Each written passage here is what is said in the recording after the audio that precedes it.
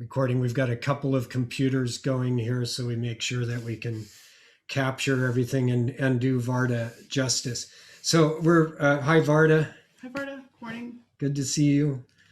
I'm just so honored and happy and privileged to welcome Varda. Varda, you can unmute yourself and say just hi if you want. Hi, everybody. It's great to see you. It's wonderful to see you. So some of you know Varda and some of you don't. Varda, I think Lori and I have known you and your family for 20 years now, or almost, or something like that, 18 at least.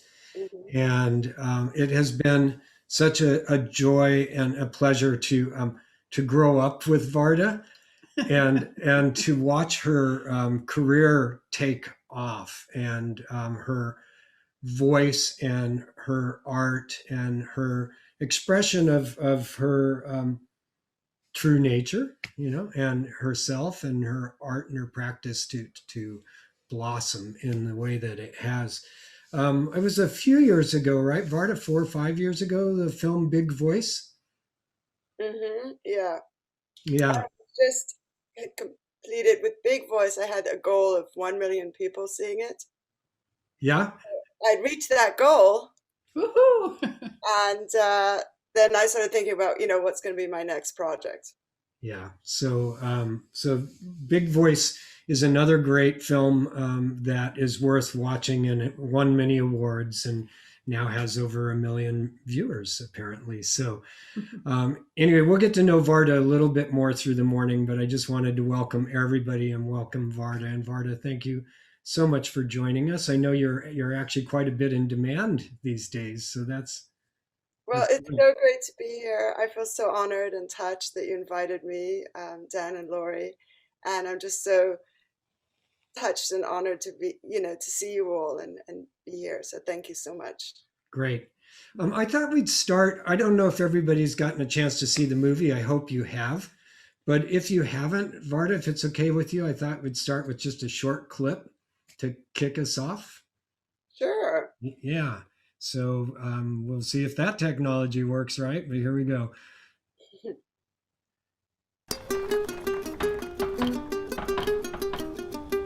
This all began when I read about a librarian who started a music festival at the border between the United States and Mexico. He invited us to join him to sing, perform, and dance. The librarian took us to Veracruz, Mexico, to meet the masters of this mystical tradition.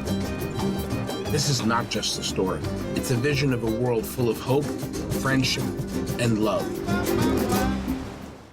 Varda, the clip I picked just to kick things off was, it was a piece that focused on Fernando Guadarrama, who's a poet and a versador. What does versador mean? It's essentially, it's a poet. It's someone who kind of proclaims things with words. So he kind of speaks into things, using words. And he's invited to, funerals and births and weddings and parties, any kind of event. And then he'll create a verse for it. Yeah. He'll improvise it. So he's essentially a poet. He's actually a recognized, national poet in Mexico. Yeah, and I picked a clip of him in the trailer. There was him playing on the pier there beyond the water, and then that comes out of a section where he's talking about the son jarocho music being building community, but also singing for justice and what is right, and understanding what is right and what is wrong. And everybody, I picked that clip because I thought it was just a nice little continuation of the conversation we've been having, and what does social action look like. And in this poet and versador's words, this musical tradition and community is a form of social action. And then it goes on to him on stage in New York, reciting, singing. It's done with music and the foot dancing, but he's speaking his words which were really beautiful about the history of the country, but the view of that being a history of himself, that, to use Zen terminology, since I think everybody here is somewhat versed, is beginningless and endless. So he talks about being the oppressed and the oppressor, the slave and the master, the farm landowner and the peasant. And it's just this beautiful, I just thought it was, honestly, Varda, there were so many times in your movie that I was crying that it's almost embarrassing. So I just wanted to, I just wanted to bring that up and then ask you if you had any comments about Fernando and that particular piece and what it means to you. And then over to all of you for questions for Varda, but I just wanted to start there. Thank you, Dan. Well, I have to say that I cry every time I hear him, I see that section and throughout the film. And also every time I hear Fernando speak, I literally start weeping. And I think it's because he is so kind of connected with just the most fundamental kind of humanity. And I think that what for me speaks so much, what speaks to me so much about that he says, but also that the Sangha culture and the people who we see in the film, particularly the Sangha masters, is that they're so welcoming, and their kind of activism is like an activism of love. Mm-hmm. It's not contrary. It's not going opposite. In fact, it was interesting. It's not in the film, but even when I was speaking to Patricio and I mentioned something about, the president who's about to leave. And he said, he kind of shrugged and he goes, I have nothing against him. It's like they don't go into opposition. Their kind of activism is just very welcoming and very embracing. And it's creating this space for everything, and even when we were, when I first met them, they just immediately, opened their doors. They welcomed us in. They just were so open. And I just felt like, oh my gosh, like these are my people, they made me feel like I belonged. And yet here I was in these distant lands that I'd never even been to before for the first time. So I think that that's perhaps what's speaking to us so about their approach, their kind of activism. And it's interesting, we did an event, was it yesterday or the day before, with Deepak Chopra. And he was talking about how he was saying when he was very young, he was very like a radical activist, and he would fight, for the environment, and he would fight for feminism, and, he was like in there, like fighting, and he said now he sort of realized after all of that, and he sees where we are, he's sort of starting to question that.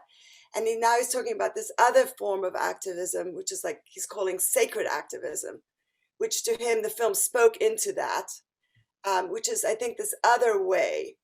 And maybe it's the time has come for that, in the sense that maybe now is a time for us to really figure out like how to transform these barriers that divide us into something that unites us, which Jorge, in the film has somehow accomplished through song and dance. And maybe this is a time where, we kind of work on this shifting out of opposition into an invitation. How do we do that when we feel so angry and, hurt, and when we see all the suffering that's, we've experienced and witnessed for, a while. But I think that there's something there that's, that maybe is what Fernando's speaking into. Absolutely. Yeah, beautiful. Anyone else? I have no intention of dominating the morning here. This is for Varda and you.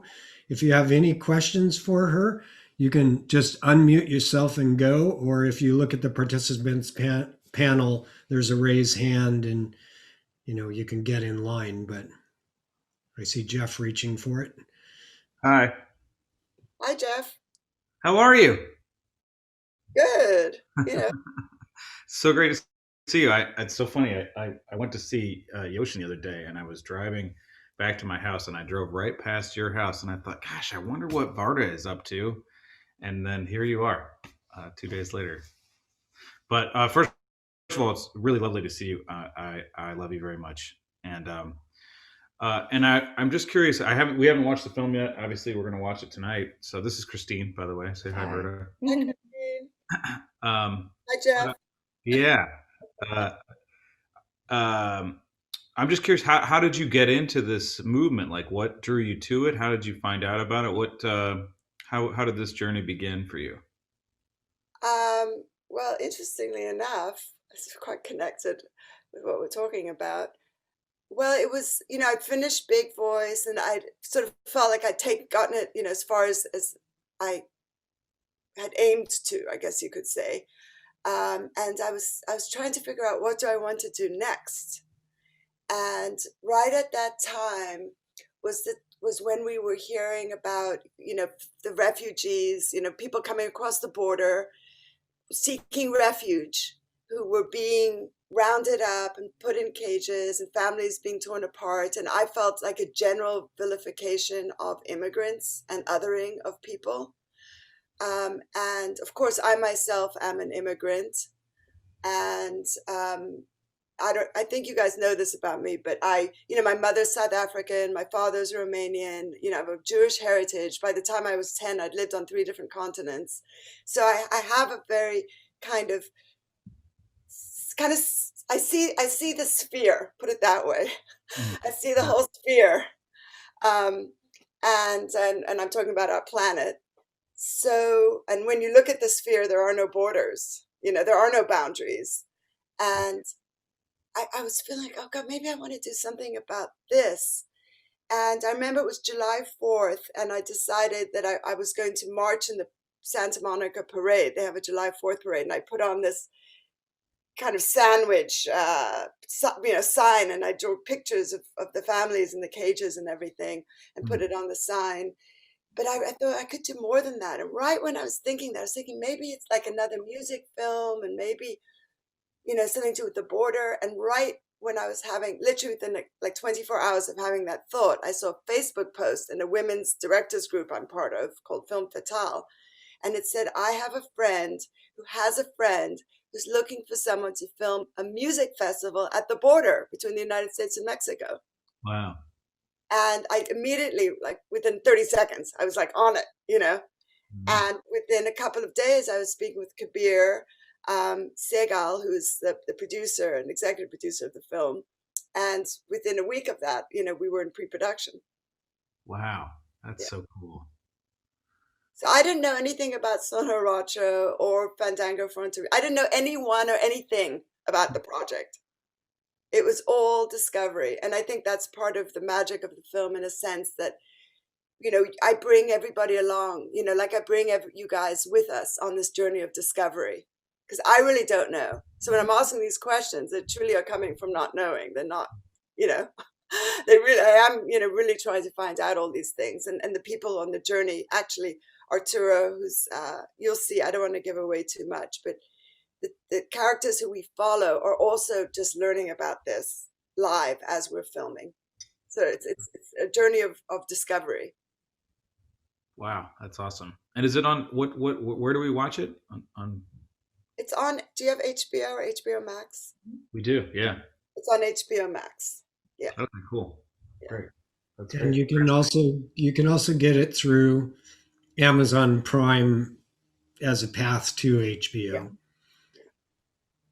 And if for some reason you can't do any of that, contact us, and we may, through a special relationship with the director, be able to get you a link. Definitely.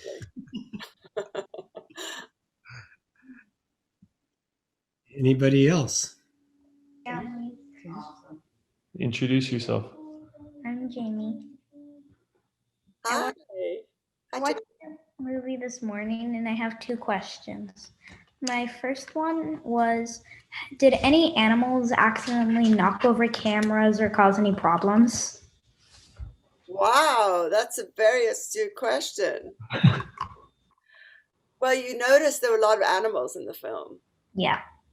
And lots of dogs. Definitely. And you know what's funny? As we were editing it, towards the end, there were even more dogs. I had a lot more dogs in the film, and people convinced me to take some of them out. But You know, I love the dogs in the film and all the animals that we see. They, I think, give us a sense of the environment, and they're very much part of the place. You know, is these animals, and I feel like that the animals give us the sense of space and sort of wonder. And there was an incident with an animal I will tell you about it. It's behind the scenes. It's kind of no one really knows about it. But one of the times, there's a whole section that didn't make it. There's a lot that didn't make it into the film. We shot 250 hours, and so that had to be whittled down, you know, to an hour and a half. And there was a whole section where the orchestra and the Sonaracho masters and guest artists rehearsed, and they rehearsed in a courtyard. It was called Cultura Tijuana, Playa de Cultura, and it's the cultural center in Tijuana. And did you remember the part where the orchestra and the musicians and everyone goes to the border wall, and that they see it for the first time, and Arturo kind of walks down to the ocean? Well, that was all happening in real time, and someone made an announcement and said, "Oh, we're all going to go down, and we're going to," because a lot of them were from New York and they hadn't seen it before. In fact, most of them hadn't seen it. And so someone made an announcement: we're all going to go down to Playa, and we're going to see the border, and we're going to see like where Fandango Fronterizo takes place. So my crew and I, we thought we got to get down there ahead of everybody, right? So we can be ready. And we also had a drone, and we had several camera units, and you know, I wanted to be there as they were arriving. So unbeknownst to me, so we rushed ahead, and what happened is that as the orchestra started to, the Afro-Latin Jazz Orchestra started to pile out to get into the vans, a man on a horse started coming down the road, and it was going clop, clop, clop, clop. And so Arturo thought, he had heard that there were dancing horses. So he started to say to his musicians, "You guys should let's start playing. Let's see if the horse dances." And he started to play, and the horse, in fact, did start to dance. Mm-hmm. It was a dancing horse, and it kind of, they played with the horse, and they're going to clop, clop, clop, clop. And so then later I heard about this, and I was like, "Oh my God, why did we move out so fast and we missed it?" So I did a little exploring, and I found there was some stables right near where the cultural center is. And I went over there, and there was this incredible human being who runs the stables, who's so connected with these horses. And I got to know him a little bit and his family.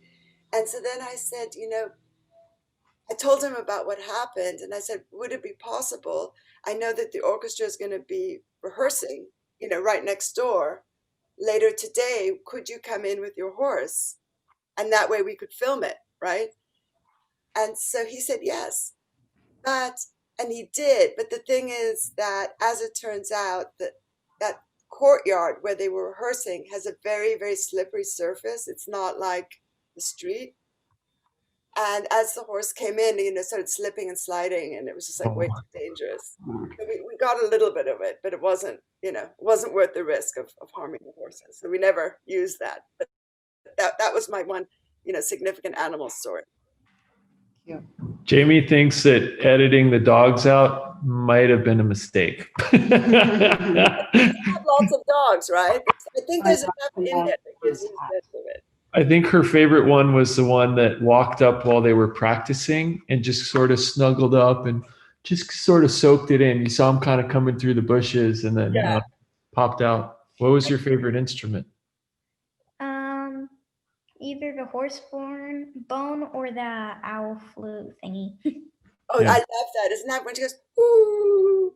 That was so magical. And that's one of my favorite moments, is when she pulls out that little owl flute and goes, "Woo." Yeah, that was neat. She was neat, isn't she? She's wonderful. Also, I was wondering if the guy got his hat back when the wind blew it away. Good question. He did not. In fact, I'm still thinking about finding him a hat. But that river was moving so quickly; it went immediately. Yeah, so no, he never got in that really cool looking hat. Yeah, he lost it. Jorge is his name. Jorge. He's the founder of Fandango Fronterizo, the festival that's at the heart of the film. Okay. Thank you. Thank you. Thanks for those questions.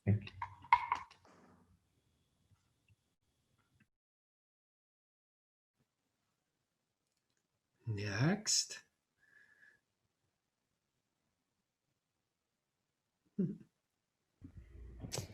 Hi, Varda. Good to see you. So I haven't seen the movie yet, but now I'm really excited to watch it. What was the most challenging part of shooting it?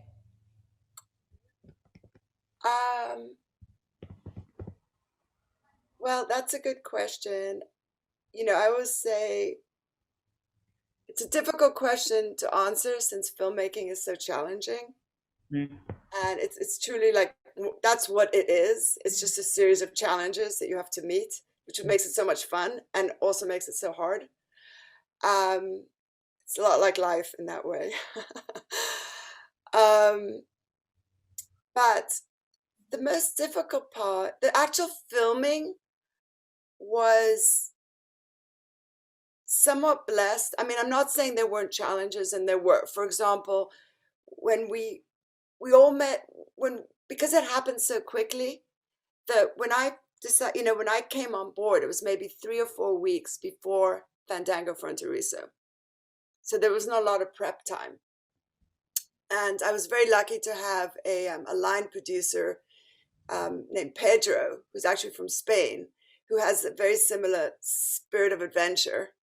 And he came on board. He'd done a beautiful, beautiful film called Fragile Equilibrio, which I recommend highly, which is about global migration and what's going on all over the world with people escaping, you know, violence, poverty, you know, trying to find refuge in other countries and struggling, you know, to get in and then struggling to be accepted.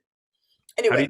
How do you spell that? Sorry, Barda. Fragile Equilibrio. So it's fragile equilibrium, basically in English, but it's Frigile,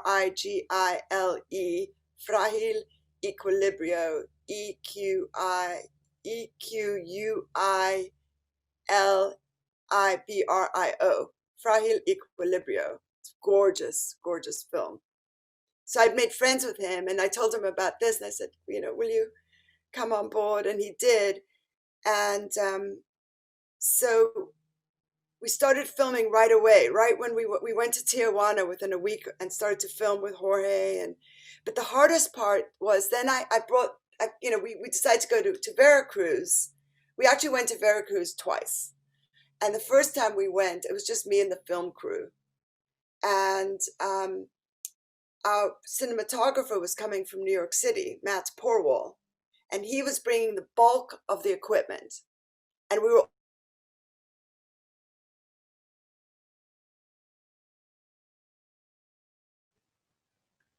Varda freezing for anyone else? give the Mexican consulate a visit here in Mexico. I mean,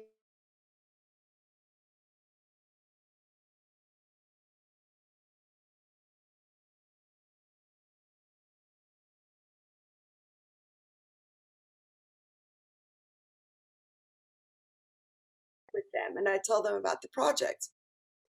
So then when Matt came, and I got a special, then I had a relationship with them, and I got a special letter from them that I gave to Matt because he was bringing a ton of equipment with him. And I was worried about him, you know, being let into the country with it. And so I got this letter. Matt came from New York City. We hadn't even met yet. We'd just spoken on the phone. And as he came through the security at the customs at the airport, they wouldn't let him in. They wanted to charge like $25,000 for him to enter the country because he had all that equipment. And that was scary. But that was like, oh my God, wait, I'm going to call, you know, the Mexican consulate in LA and I'm going to see if they can help us. And I happened to have his cell phone number. And I called him and he negotiated it and he got him in the country. So that was that was one of the challenges. But the biggest challenge was in the editing. We did most of the post-production in Mexico City, and I went there and I essentially lived there for 6 weeks. And the edit, when I started to see the film, as a chunk, the story, I suddenly realized, oh my God, I mean, we have to introduce what is Son Horacio, what is Fandango Fronterizo, who is Arturo, who's Jorge, who's Kabir, who's, Patricio, Fernando, Tacho Wendy, Ramon, Marta, Don Andres, where is Veracruz, where's Tijuana? How does that relate to San Diego? How does that relate to New York? I mean, there were so many unknowns, I suddenly realized, in the film.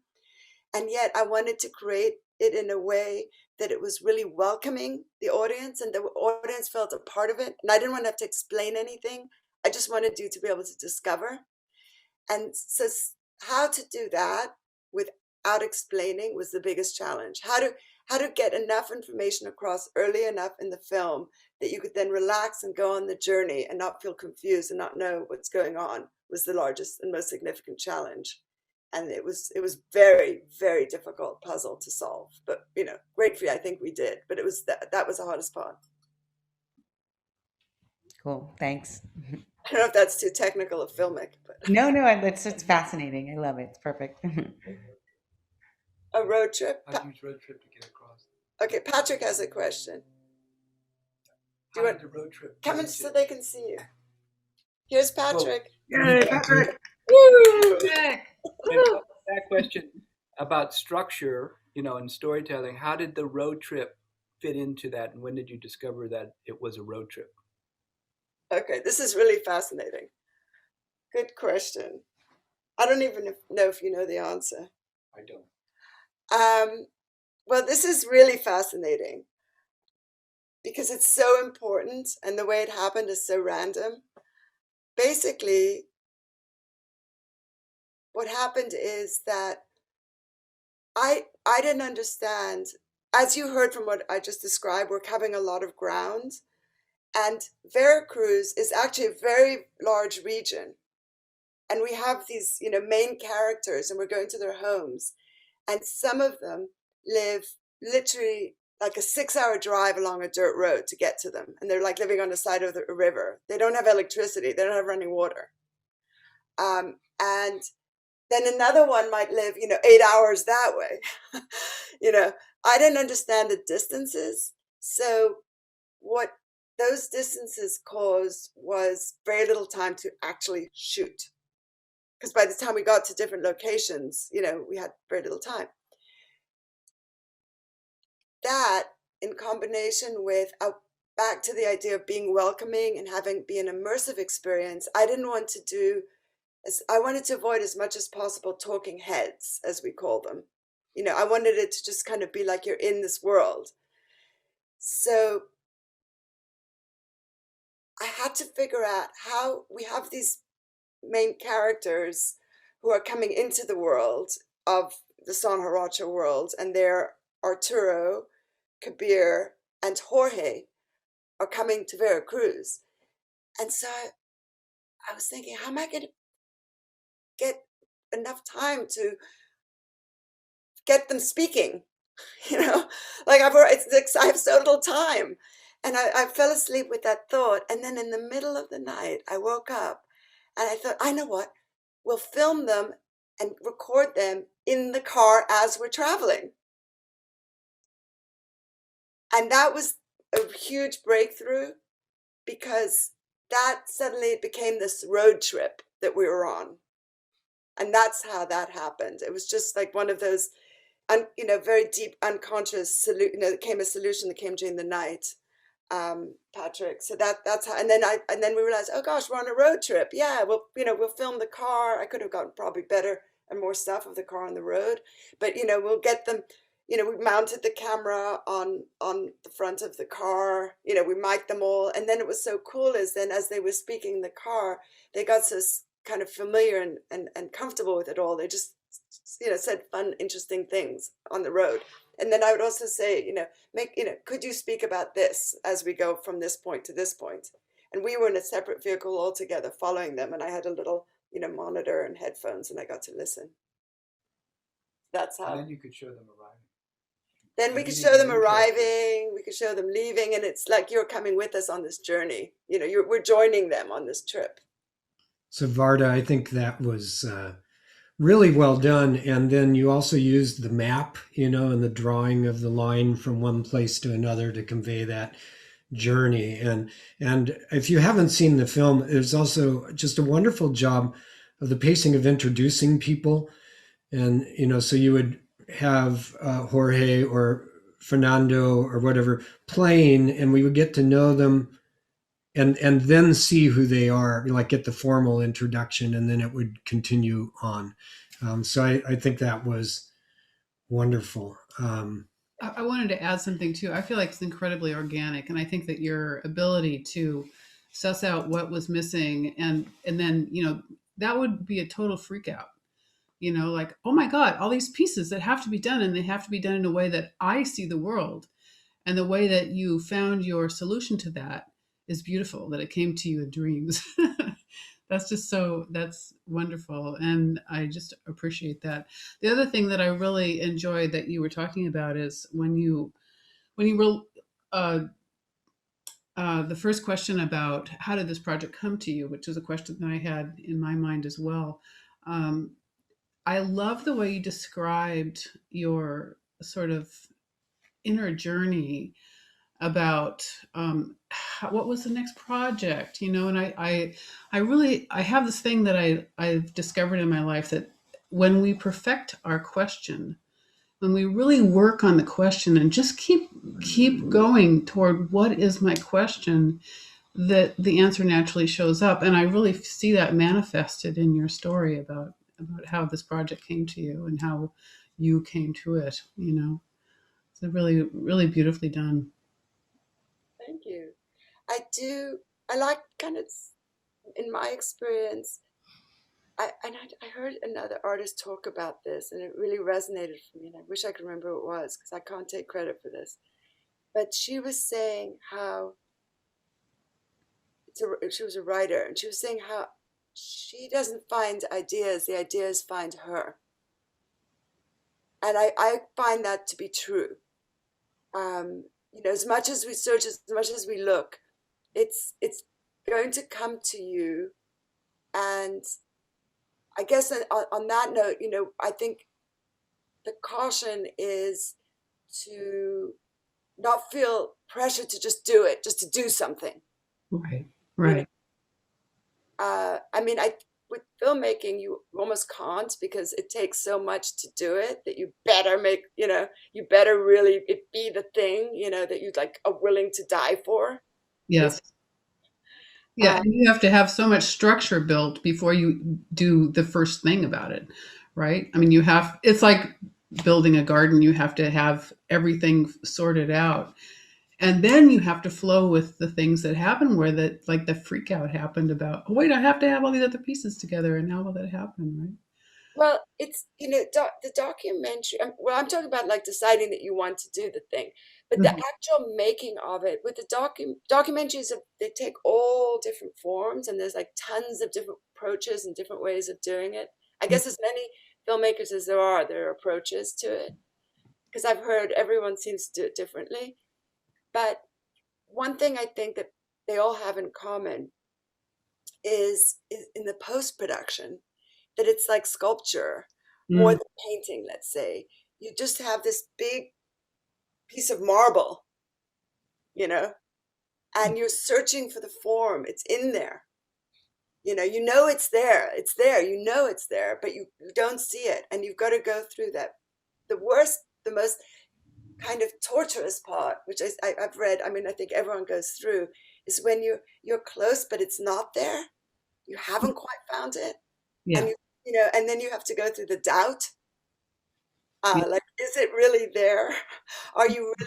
Is it gonna turn out? Right.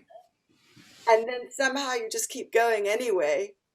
Then you work through that doubt, and you just believe, that's all you have is belief. and then it makes itself known, and then it's like, or maybe even you don't quite know, like you know that you're close, but you just kind of have to rely on others to see it, because you've gone through so much with it that you can't quite see it, but then you just look at everybody else's faces and reactions and responses, and then you realize, okay, something's going on here. Maybe it's okay, I don't know, but let's just let it out into the world and see what happens. You're speaking a language I understand so well. Thank you. Sure, thank you. Sorry. Hi. I just want to say thank you so much for speaking today. You have such a gorgeous, radiant aura about you. It's very inspiring. And I really relate to everything you're saying. And Laura, you too. I feel like it's a language I understand. And I also feel like as a writer and artist, like I will just write so much crap or not crap or whatever. I'll write. And then the thing that just finds me when I'm not even trying. And then it's the perfect thing and I know it's the thing. But after so much of me trying to fit things in places and trying to force things, and then it will just happen. So I really relate to that idea of it finds you. And I also like your trusting your subconscious processes, and letting certain things that might seem like drawbacks, like the road trip aspect of things, how am I going to introduce all these characters, like that turns on its head and becomes this gift of like, oh, this is actually the perfect way. This seemed like a total drawback, and now it's bringing it all together. So I'm so excited to see the film. And it also reminds me of my former partner used to sing in the choir at the Unitarian church, and they would have different speakers come in every week. They had a Zen priest once, they had all these different people, and they were always singing about justice. Like all of their like choral songs were justice, and they were very much love oriented form of activism. And that's not to say people weren't really pissed off, they were, but the way that they went about trying to bring activism into their sphere was always in a very loving way. So I feel like there's nothing, I can't think of anything more unifying in such an uplifting way than music. So I can't wait to see the film. Thank you for coming today. Oh, sure. Thank you. Appreciate that.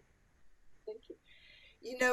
One of the things I noticed also that I've come to realize is the obstacles, that's where all the creativity is.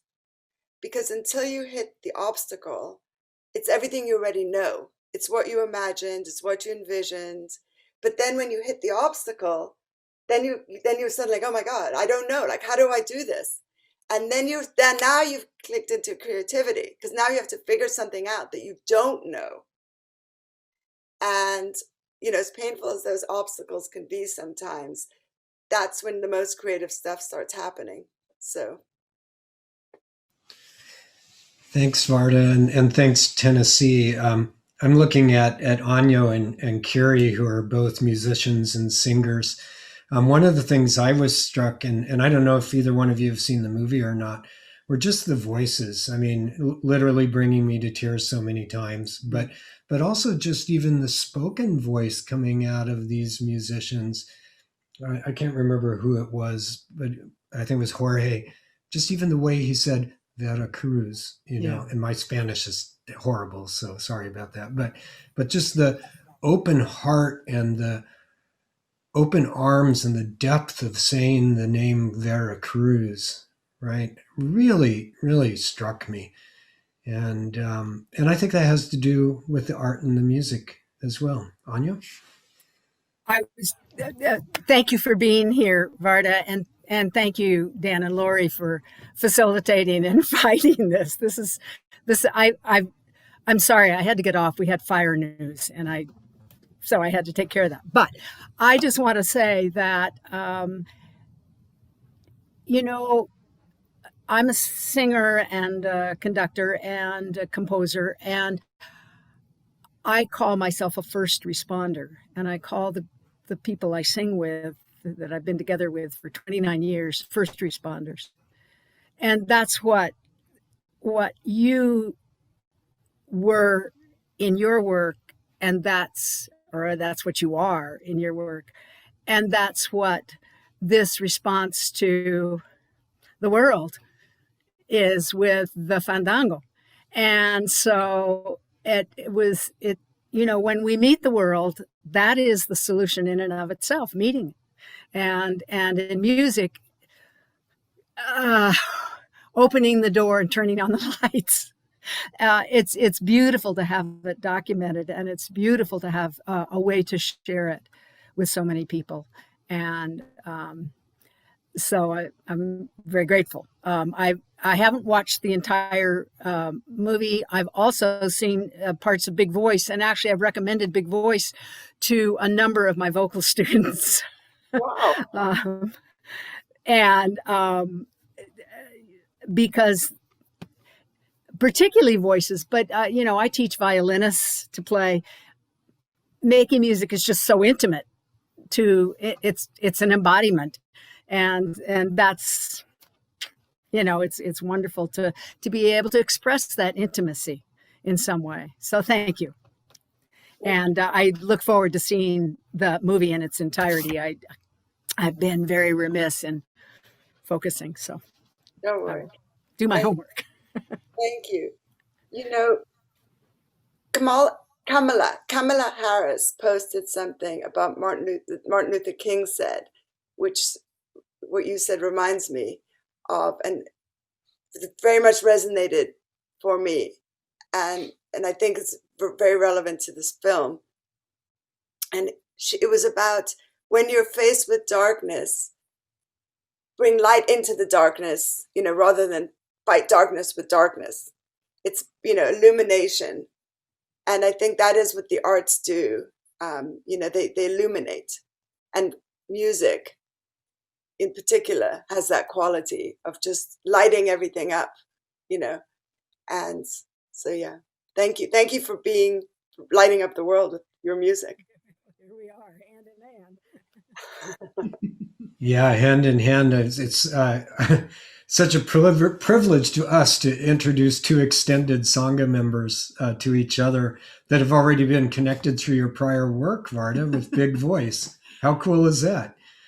Very. And Anyo, you get to meet the creator of Big Voice. Here you are. You can share contact information.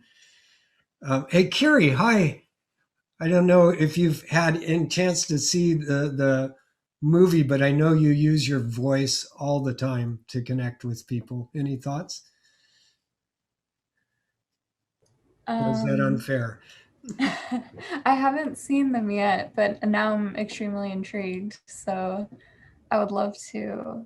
I definitely am going to watch Fandango tonight, and then hopefully the other one soon. But no thoughts. I'm just ingesting everyone's good ideas right now. Make sure you have a box of tissues nearby. I will, definitely. And it looks like you could have solved all my technical problems there in the background. So yes, I'm in my studio today. Marsh, I think Marsh raised her hand. Oh, good. Go, Marsh. Bart, it's so good to see you. Hi. And I love you. And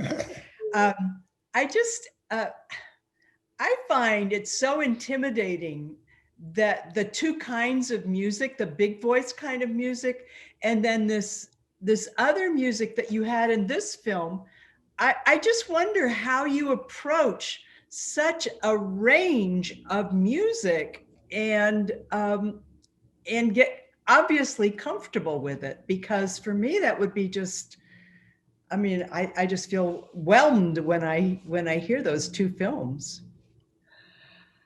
Well, I've thought about that because I know nothing about music.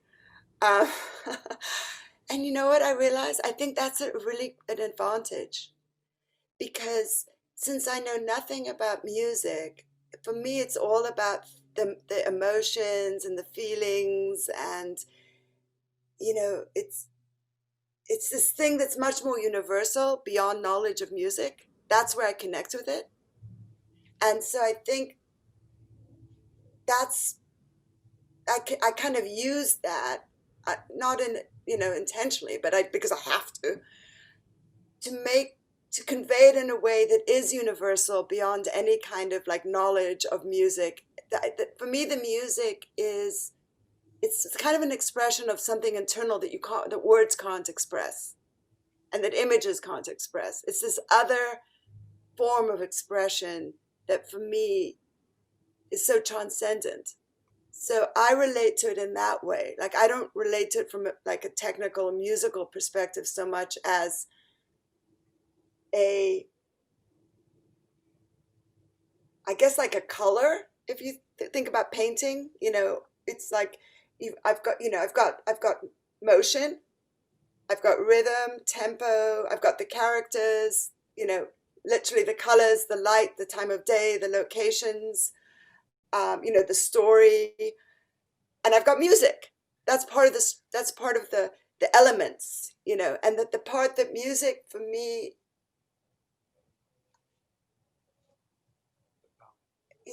it's just, there's something about music that really, I love the alchemy, the use of music with film, and not in a way where it's just the soundtrack, but it's like part of the story and like fully integrated. But I can't explain outside of that. I also make use of the kindness of, strangers or my collaborators, who do know about music. And then I can say to them, is this, come in and, help me like here, because I don't know anything about like pitch. Is this on pitch, or I don't even know what pitch is,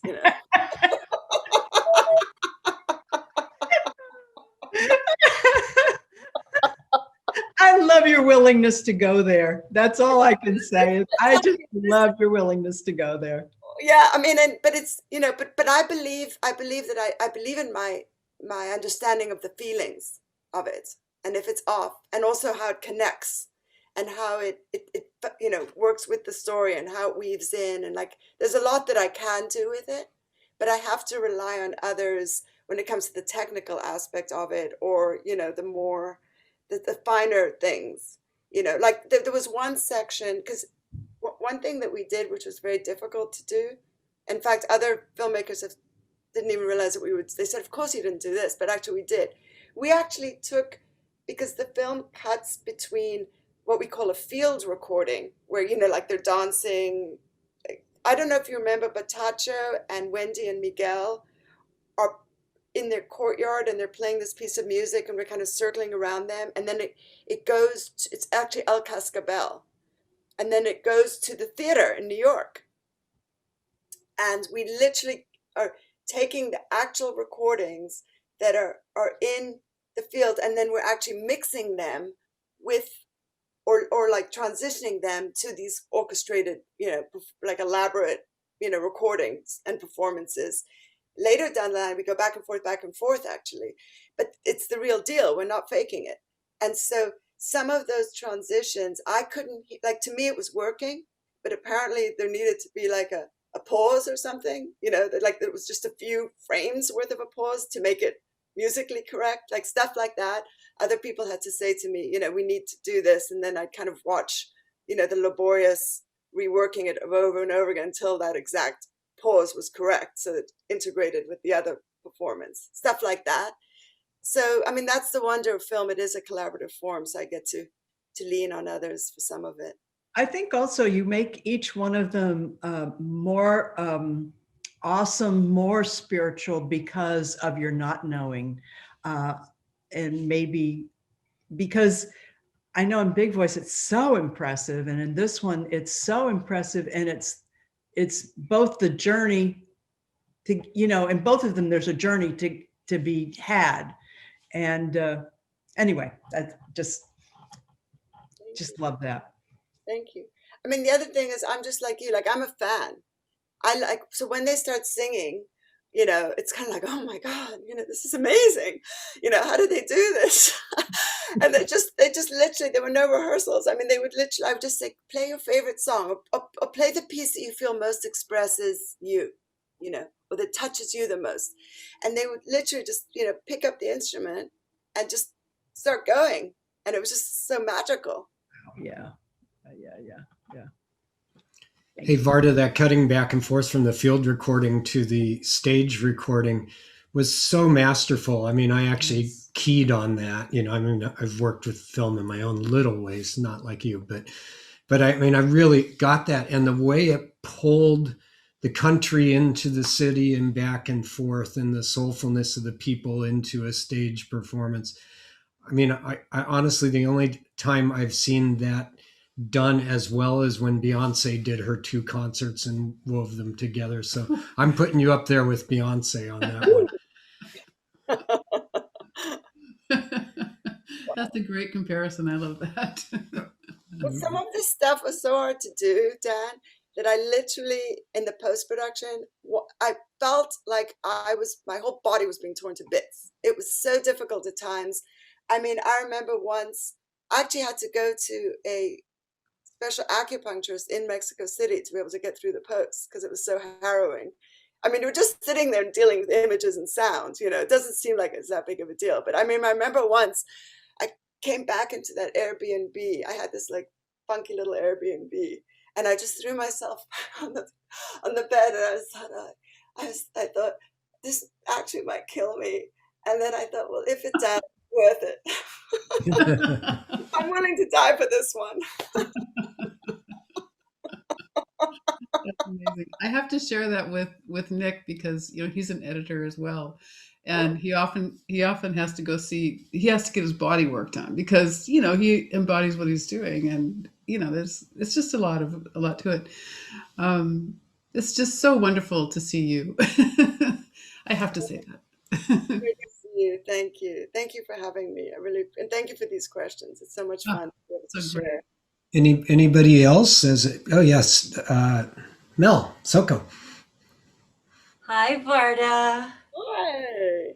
Oh, my goodness. I just want to first and foremost tell you that I just appreciate you so much. I just remember times at the Zen Center, you know, we would be in session or we would be, you know, in Dharma talks or what have you. And I would scan the room and there you were just feeling everything, tears streaming down your face.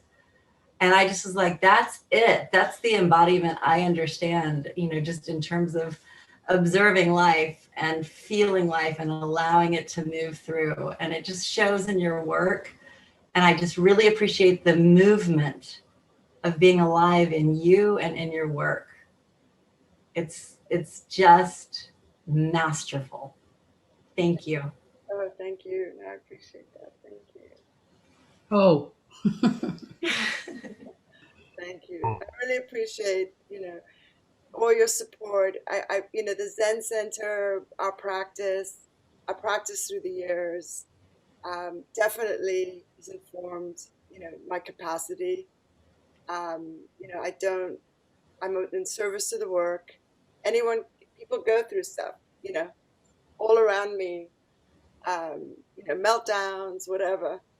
And I just kind of, I mean, shootings. I mean, we were in Veracruz where the worst cartel violence takes place. The first time we went, we had guards. We had 3 guards with guns all the time, like showing, ready. That's how intense the violence is. And then the second time we didn't have the guards, but we had more local people with us.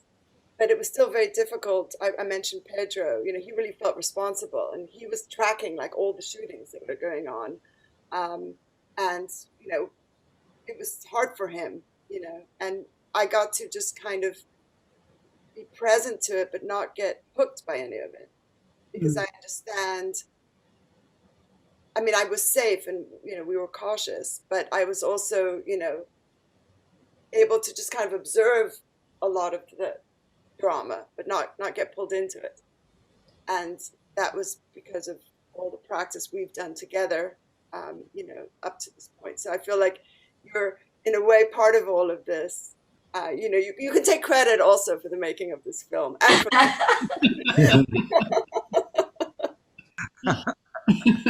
Hey, Varda, that leads, you know, we're getting near a time where we need to probably let everybody go. But I had one final question. I think it was Arturo that said, "I'm so grateful that this is the way my life's energy is being spent right now." Mm.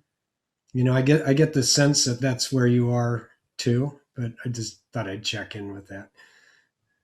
Oh, definitely, definitely. As I said, with the, you know, that when I was talking about, you know, feeling like this was going to kill me, and then just saying, okay, well, that's okay. This is where my life energy is going. You know, I'm good. I'm good with it. Yeah, and I do feel very grateful to be able to make work like this and share it with the world. So, yeah. Well, we're grateful too. I'm grateful that you're doing it. Thank you. Yeah. Last question, anybody? Anybody before we go? Jamie had one more thing. Okay, go, Jamie.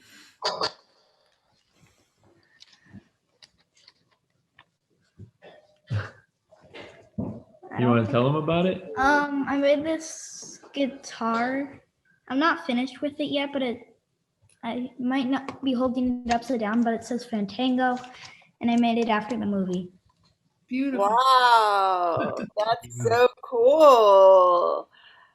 Can you take a picture of that and send it to me, and I'll share it with everybody, with Jorge and Arturo and Kabir. I'll share it with them. Why don't you share this? Oh yeah, I'll show you. This It is looks like a new movie poster to me, Varda. Ooh. yeah, it looks a lot like this. This is called a mosquito. It's a small, tiny little harana because they're all different sizes. Oh my God. I still have to learn how to play it. But Tacho made it. You see him in the film. He made it. Tacho and Ramon, who are both master musicians, are also luthiers. And they sell these instruments, by the way, and you can buy them from them. If you need their contact information, I'll give them to you, because right now they can't perform. So this is a really important thing for them to be able to sell their instruments. Loved But it reminds me a lot of this, Jamie. Can you send me a picture? Can you send me a picture once you're done? And I'm going to share it with them. Okay? And tell me a little bit about yourself too. If you write a little something, then I can tell them, and I'll tell all the musicians in Mexico too. I'll share it with them. They'll love it.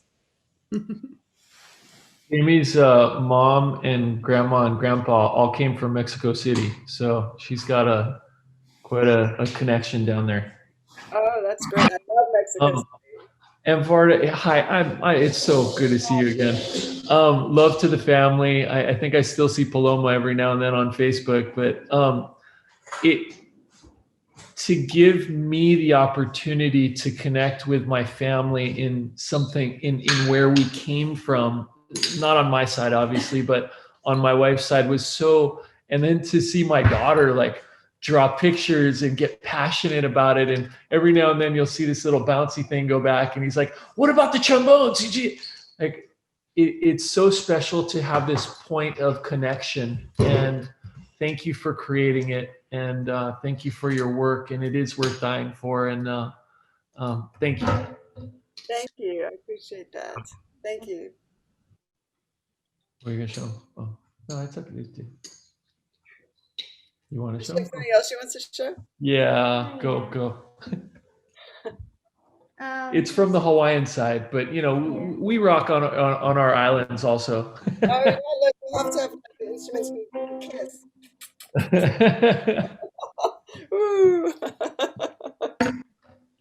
Hey, Jamie, Anya would like to show your drawing to her El Sistema sisters as well. So, you know. Actually, I'd love to show Jamie's drawing to our El Sistema students, and I want to show parts of the movie, Varda, to our El Sistema students. So I will figure out how to do that and screenshot. Oh yeah, and you can let me know if you need links to share with them. Okay, thank you. Yeah, I know our students would, and the drawing for sure. Thank you so much. Inspired from this one, and she didn't quite get done with that part, but yeah, that's my girl. Amazing. Jamie, thanks so much for joining us and having great questions. It's really great to have you. Thank you. All right, I guess we're ready.